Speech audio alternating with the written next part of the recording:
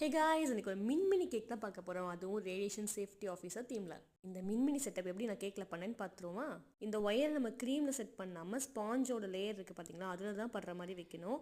In case க்ரீமில் வச்சோம் அப்படின்னா அந்த லைட்டோட எஃபெக்ட் நமக்கு தெரியாமே போயிடும். ஸோ ஸ்டார்ட்லேருந்து எண்டு வரைக்கும் அந்த ஒயரை நான் கேக்கில் படுற மாதிரி வச்சு எடுத்துக்கிட்டேன்.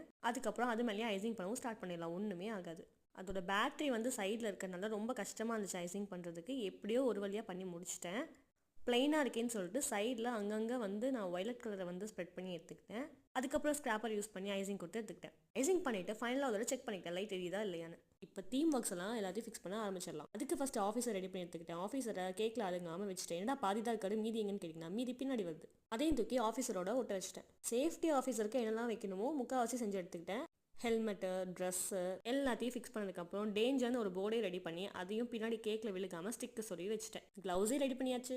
இந்த தீம் எப்படி இருக்குன்னு கமெண்ட் சொல்லிட்டு சேனலையும் சப்ஸ்கிரைப் பண்ணிக்கோங்க. பை.